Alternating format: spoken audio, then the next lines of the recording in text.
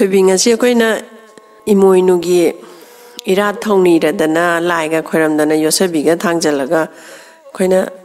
Maiga Hogalaga, Pyramisi, Siji Warima, Hawaii,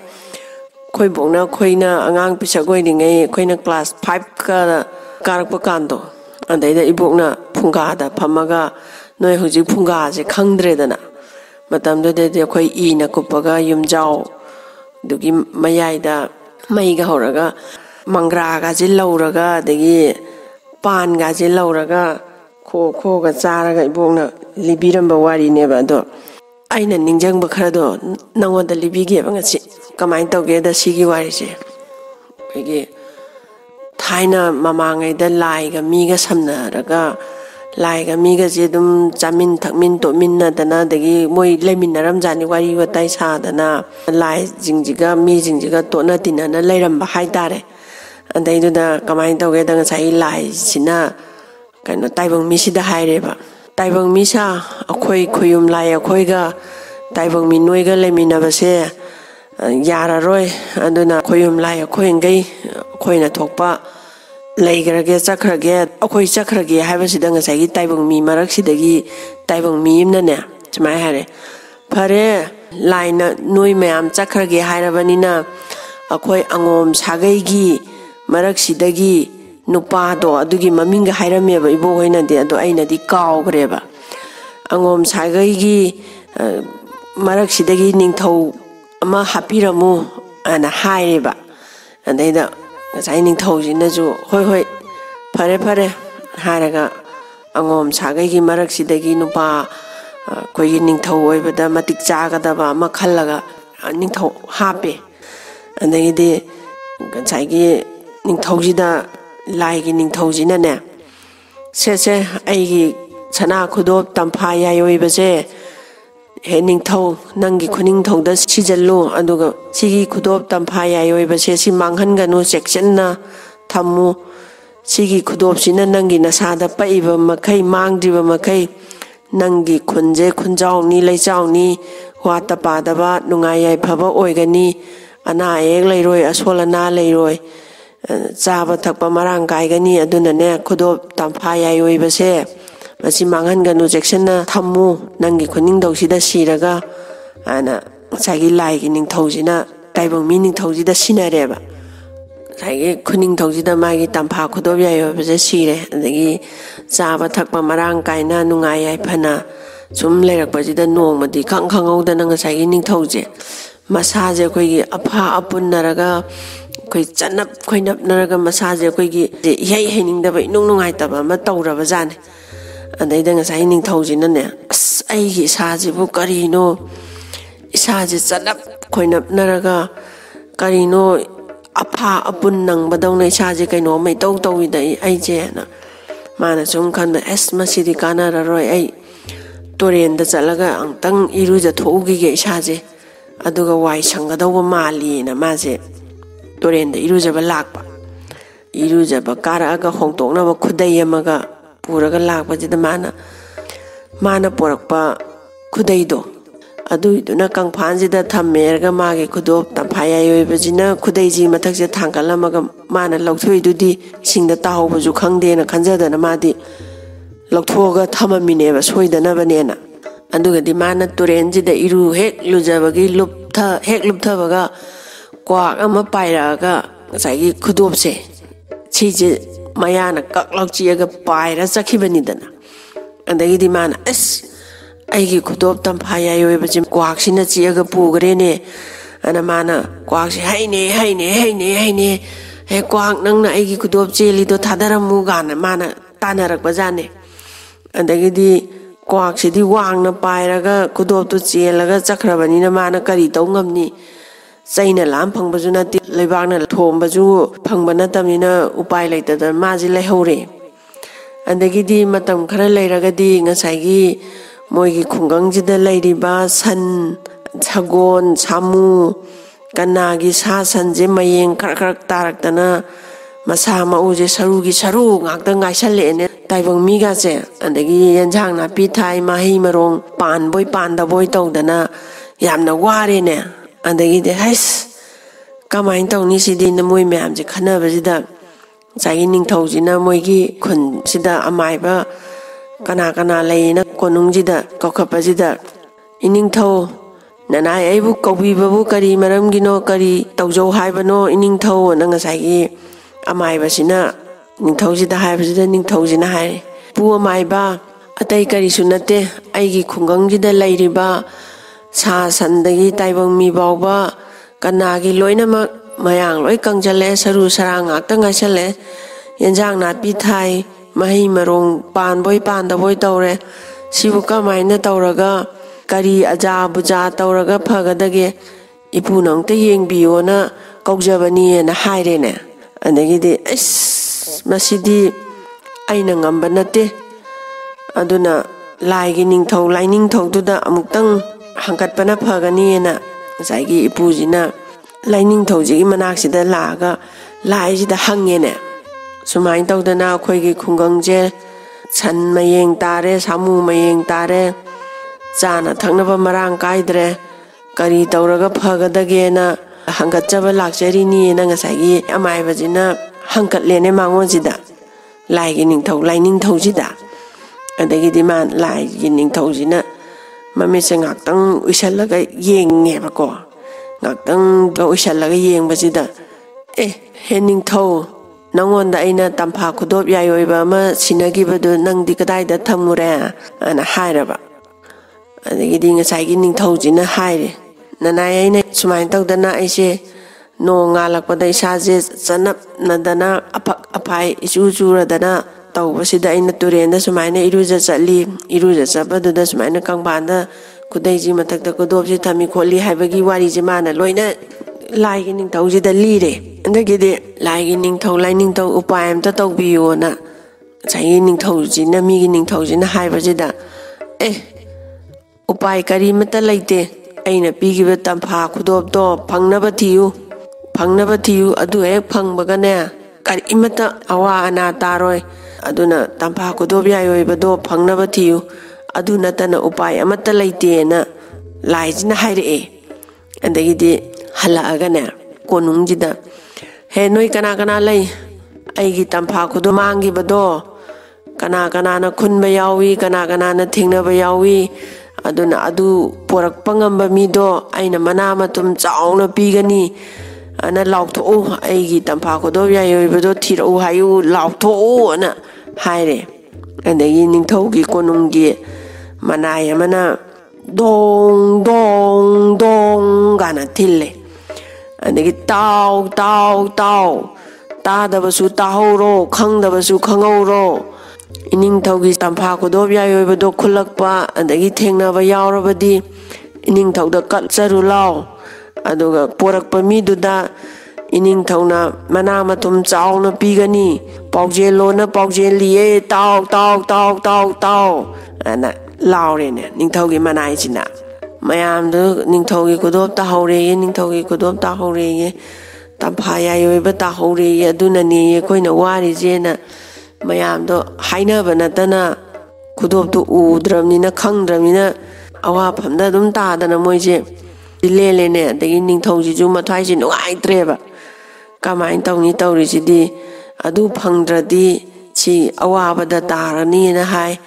phangnaba thiyu hai kramain tawraga kari matau tawraga aigi gudop tampha yayoi bado phangadori no ne na maje makok ngawdana khandana leirene ningthauje kamain tawraga khudop tampha yayoi bado phangak toine ona andagi di somdana mu kamain tawge dane laira grabi mama macha khak leijabi lukhrabi mama macha khak leijaba ande mama jina macha jida haiba imagi bungo nangna ne sanjen sangak chatluraga halakpada ne nangi namangda he taramba pochai do ek khullaga ne yumna adum poro nangi namangda bu he taramba ba nung bu oiro chai bu oiro nangi namangda he taramba posak to nang khullaga yumda adum poro ko imagi bungo ana haiba andanga saigi macha jina laikai me amdugi hujik angang jina sanchen bajane ba andaina sanjen chaluraga ya changakpa he khalakpa jida chaite gam taramaju imana khulau haye na haraga ta khul jalakba dai nung phajaba taramazu hek makhulakpa maje andagidi nongmadi kamai tawgeda mana numit tarum tawrakpaisida sandu hoi mayamgi sandu hoigatlairaga karakpasida aiju yumda changage anju mai mayumda loina changhore na mana proper lakpasida mai mamangida khoigi lil gi makuje sangna ta leirambanidana andaidi his sidi lin makuni ne aidi si khungadra khulloidra sidi imana di nangi namangda hek taramba posakto adum khunjalauko ima ibungo hai ado ai masibu khunjirane khungumjirane na maji khalline andagidi imana ai imangda bu taramadi heta khulau hai khunjalage ana hairaga mana sai lin makuji khullaga poraga mayumda prabha lakpasida ima ngasidi ne tu lin makuji khulle ai mamangda taramdana lakpada tarambada imana taram khullo du khulaini ima ibungo dudi afaba bu oiramgadra phataba bu oiramgadra kari khudam changdam oibajano aduna ibungo thongal wangmada langthokso imada adudi yumda pusalakanu ana sai mamajina hairene matamdudadi numitle tabaga pumam mambineba pudon lana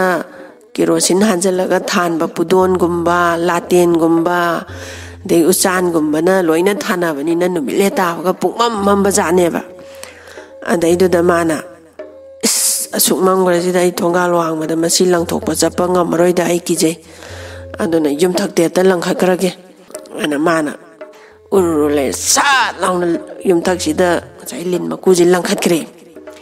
langkhakhibajidagidi langkhakhibagi numit nini humni surakpajidadine yasangakpajida akoigi sumangje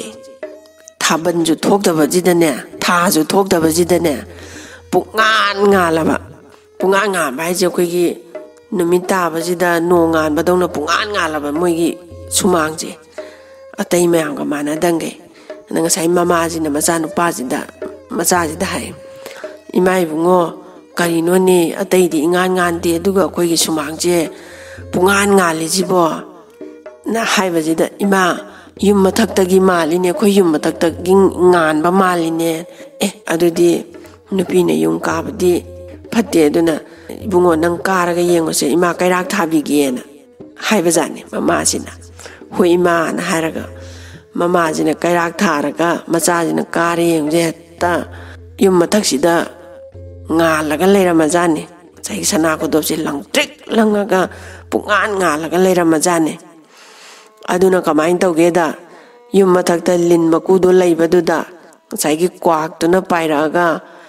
lindu ubaduda mayana chiglakpa khudopse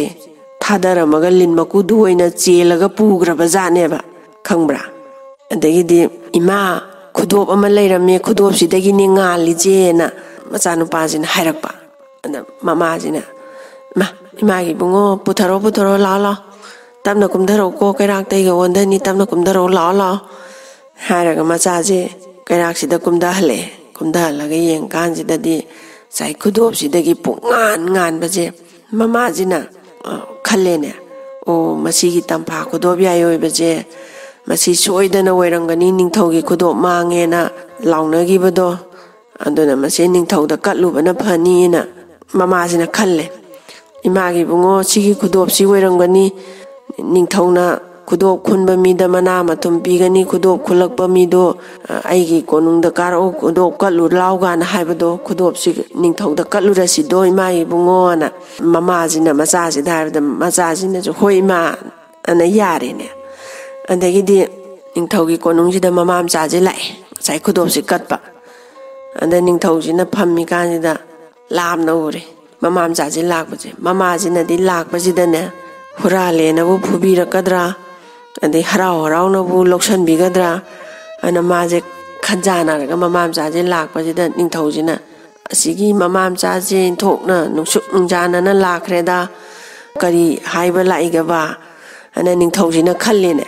andagidi mamam chaje prapa changaga iningthau ana khorame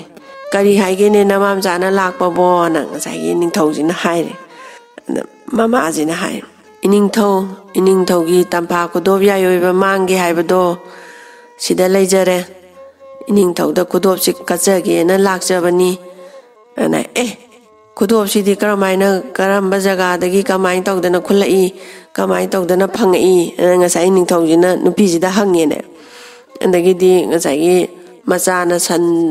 ꯁꯦꯜꯂꯨ ꯍꯜꯂꯛꯄꯗ ꯀꯥꯔꯛꯄꯗ ꯂꯤꯟ ꯈꯨꯜꯂꯛꯄ ꯌꯨꯝꯊꯛꯇ ꯂꯪꯈꯠꯄ ꯑꯗꯨ ꯑꯗꯥꯒꯁꯤ ꯃꯥꯅ ꯂꯣꯏꯅ ꯂꯤꯔꯦ ꯑꯗꯒꯤꯗꯤ ꯅꯨꯃꯤꯠ ꯅꯤꯅꯤ ꯍꯨꯝꯅꯤ ꯁꯨꯕꯗ ꯁꯨꯃꯥꯏꯅ ꯉꯥꯜꯂꯛꯏ ꯈꯣꯠꯂꯛꯏ ꯑꯗꯣ ꯀꯩꯔꯥꯛ ꯊꯥꯔ ꯌꯦꯡꯕꯗ ꯁꯨꯃꯥꯏꯅ ꯉꯥꯜꯂꯝꯃꯤ ꯍꯥꯏꯕꯒꯤ ꯋꯥꯔꯤꯁꯦ ꯃꯥꯅ ꯅꯤꯡꯊꯧꯁꯤꯗ ꯂꯣꯏ ꯂꯤꯔꯦꯅꯦ ꯂꯨꯈ꯭ꯔꯥꯕꯤ ꯅꯨꯄꯤꯁꯤꯅ ꯑꯗꯒꯤꯗꯤ ꯐꯔꯦ ꯏꯕꯦꯝꯃ ꯅꯪꯅ ꯑꯩꯒꯤ ꯃꯃꯜ ꯑꯁꯨꯛ ꯌꯥꯝꯈ꯭ꯔꯕ ꯈꯨꯗꯣꯞꯁꯦ ꯅꯪꯅ ꯑꯩꯉꯣꯟꯗ ꯀꯠꯂꯕꯒꯤꯗꯃꯛꯇ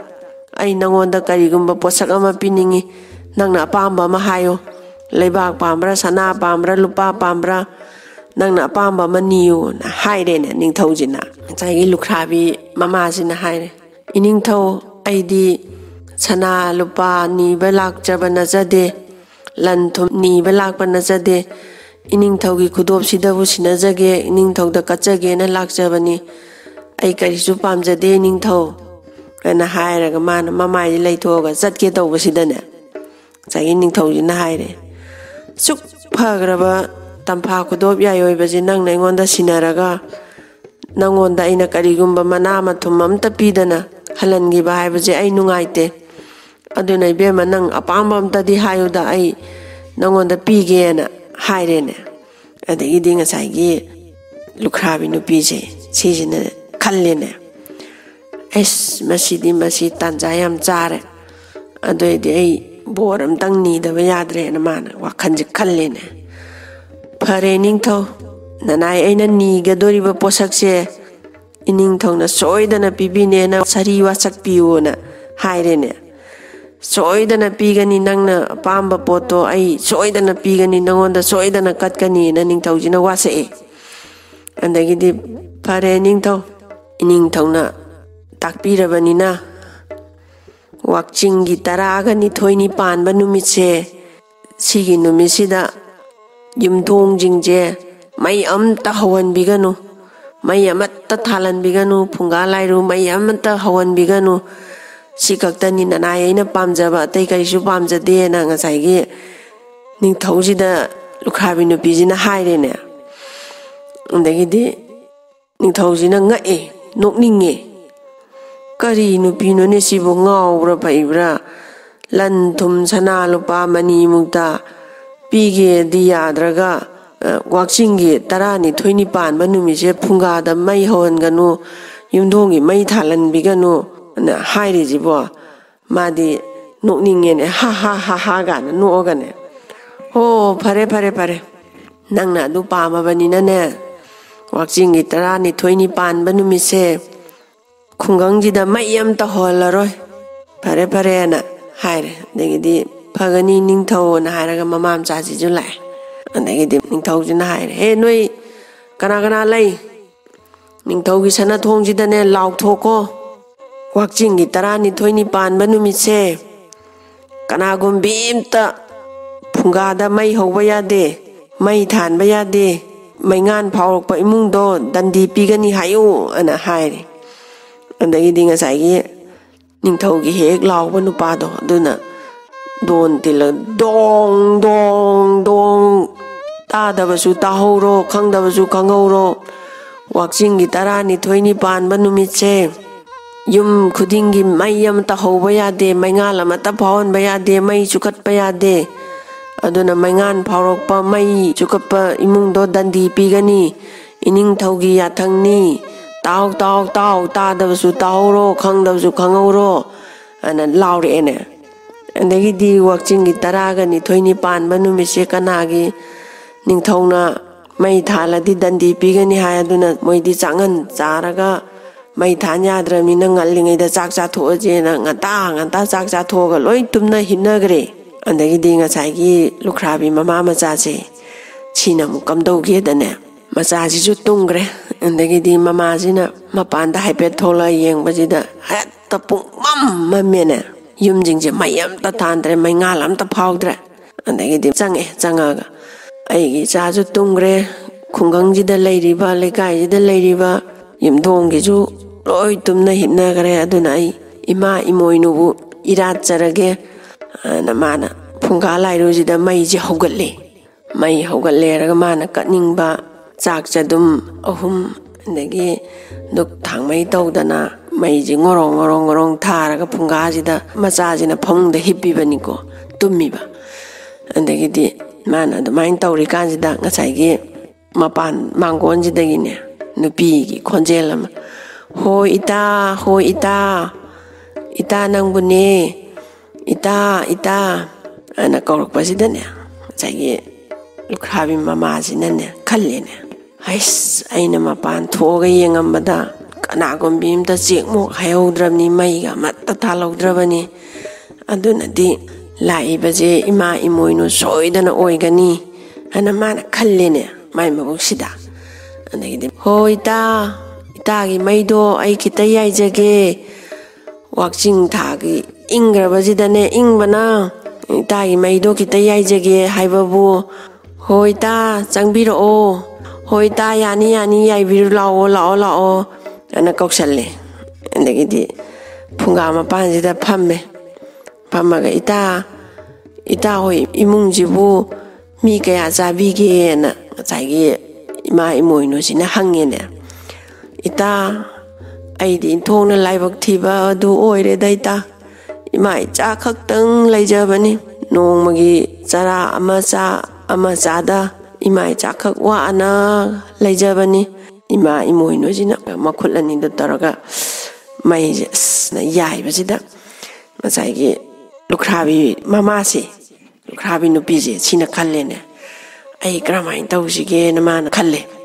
ꯏꯇꯥ ꯑꯩ ꯃꯄꯥꯟꯗꯒꯤ ꯀꯔꯤꯒꯨꯝꯕ ꯄꯣꯠꯁꯛ ꯑꯝꯇ ꯂꯧꯁꯟꯖꯔꯨꯒꯦ ꯏꯇꯥ ꯃꯩꯁꯤ ꯌꯥꯏꯕꯤꯔꯝꯃꯨ ꯐꯅꯤ ꯏꯇꯥ ꯑꯗꯣ ꯏꯇꯥꯅꯅꯦ ꯈꯔ ꯊꯨꯅꯗꯤ ꯆꯪꯕꯤꯔꯛꯎꯀꯣ ꯏꯇꯥ ꯍꯣꯏ ꯏꯇꯥ ꯆꯪꯉꯛꯀꯦ ꯑꯗꯨꯒꯅꯦ ꯏꯇꯥ ꯑꯩꯒꯤ ꯏꯆꯥ ꯅꯨꯄꯥ ꯑꯃꯁꯤꯗ ꯇꯨꯝꯃꯤ ꯑꯩꯅ ꯍꯜꯂꯛꯇ꯭ꯔꯤꯐꯥꯎ ꯏꯇꯥꯅꯅꯦ ꯑꯩꯒꯤ ꯏꯆꯥꯁꯦ ꯁꯦꯟꯅꯕꯤꯔꯝꯃꯨ ꯑꯗꯣ ꯏꯇꯥꯅꯅꯦ ꯑꯩ ꯍꯜꯂꯛꯇ꯭ꯔꯤꯐꯥꯎ ꯏꯆꯥꯁꯦ ꯁꯦꯟꯅꯕꯤꯔꯝꯒꯦꯅ ꯋꯥꯁꯛꯄꯤꯌꯨ ꯍꯥꯏ ꯏꯇꯥ ꯁꯣꯏꯗꯅ ꯁꯦꯟꯅꯖꯔꯝꯒꯦ ꯏꯇꯥ ꯍꯜꯂꯛꯇ꯭ꯔꯤꯐꯥꯎ ꯑꯩ ꯉꯥꯏꯔꯝꯒꯦ